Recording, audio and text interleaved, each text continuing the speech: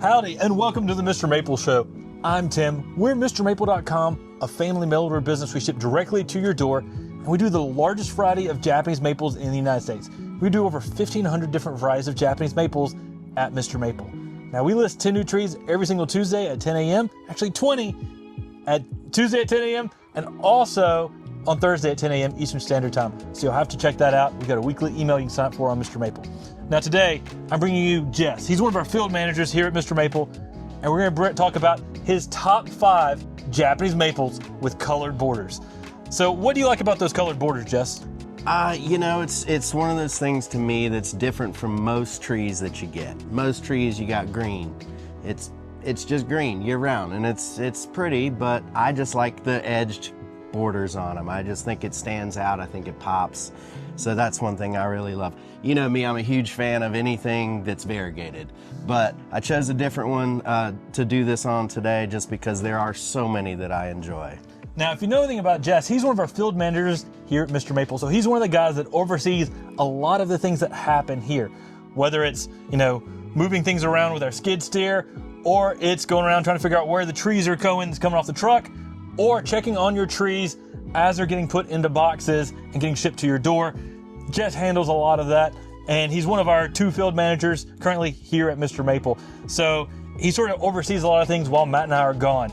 So if you've got trees in your last, 2-3 years, 4 years? 4 years. 4 years now, Jess has probably been a part of that. So give him a shout out in the comments below. We'd really appreciate it.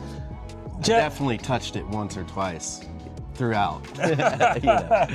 So guys, whenever it comes to trees here at Mr. Maple, Jess makes a lot of things happen. Jess, we're going to go ahead and jump into your top 5 Japanese maples with colored borders. Good deal. What do you have at number 5? So number 5 for me is going to be Golden Falls.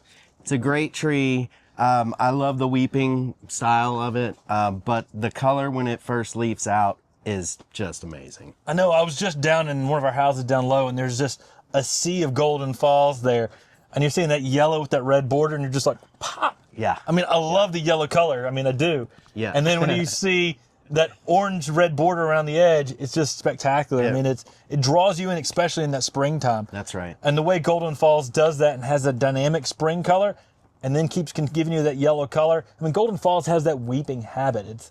It's in that Ryusen-like lineage where it just is heavily cascading, and you can play with it. You can let it grow as a ground cover. You can grow it as a hanging basket. We've got a full video on hanging baskets with Japanese maples. You definitely can go check that out. But then you can also stake it up, and this is a great time to stake because the branches are a little softer because there's a lot of sap flowing right now. Yep. And you can stake that tree up and let it cascade down to have that fountain-like effect because it's one of the most cascading forms of any Japanese maple. It's spectacular. It is. So what do you have as your number 4? So number 4 for me is gonna probably be the Hanzu Hagarommo. I really love the shape of the leaf. That one is different. It's got a very specific shape to the leaf. Almost looks like a feather. But the colored edges on that too in the spring is incredible. Yeah, I mean, it leaves out as an orange, but then you're right, it gets that sort of yellow with an orange outside to it as it's going. That's right. And it's just super colorful. The Sessilifolium, the angel feather, Japanese maples, I've got a full breakdown on that grouping as well. You should go check out that YouTube video. They've just got this unique leaf structure that looks like each lobe of the leaf is its own leaf. Yeah. Because it's so divided back down to the petiole. I mean, it is unique in itself. But the Hanzu Hagarommo gives you some good orange color and then yellow color after that. Right. And so, I mean, super colorful, shrub-like though, which is unusual for the Sessilifoliums. Most of those are upright trees. And this is shorter and almost equally as wide as it is tall. Makes it an amazing specimen out there in the landscape. It does. We have 2 giant ball and burlaps too. I think that's where I really started appreciating them, is seeing them full size, and just they're amazing. So what do you have for your number 3 Japanese maple with colored border? So number 3, it's a tough one, but I think red wine is going to be my number 3. I don't see them a whole lot around here. We do have some, but I just love the borders again on that. I mean, red wine leaves out again as like a like a wine color. Yeah. And then it gets that green start coming through the interior. And you can definitely get some border-like colors on that from time to time. I just like it because it's a spring interest tree. Yeah. And you're talking my language. You're talking fire engine red and yellow.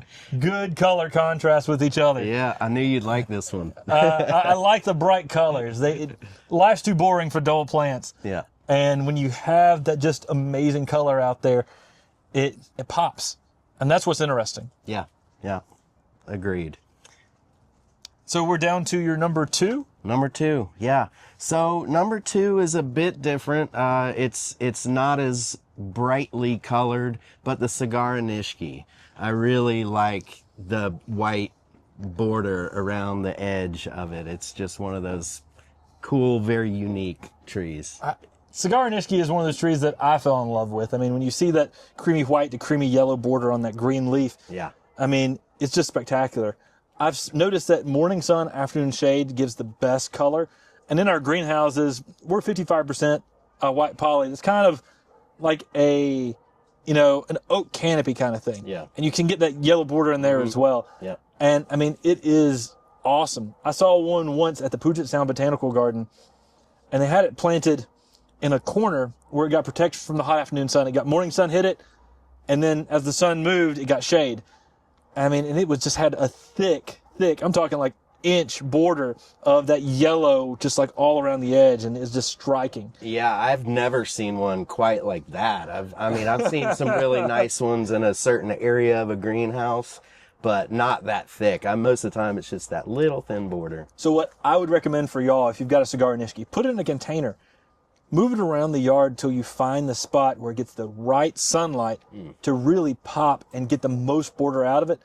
I mean, it's an outrageous tree, and the environment definitely controls how thick the border is on it. And that also means if you're over-fertilizing with nitrogen, you may get more green in the leaf as well, because that can often promote more green parts of the leaf. But, I mean, consider your light exposure and your fertilizer to really get the most yellow on your Cigar Inki. Cool. Yeah, that's good to know. I've been wanting to get one, and my yard has kind of got one of those situations where it gets plenty of morning sun, but in the afternoon it's pretty shaded, so that would be a perfect one for my house, for sure. All right, so we're down to your number 1 Japanese maple with a border. Number 1. So we just got a bunch of these in, and I believe that they've already sold out, but Murasaki Kio is my top 5. 100%. It is just bright. The shape of it is a little shrub-like because it's a smaller tree, but the colors it produces to me are just out of this world. I mean, you see this tree in the early spring, and it looks, I mean, it's better than any flowering plant. I mean, you have just that purple-red border, that sort of yellow-green eye interior part to it.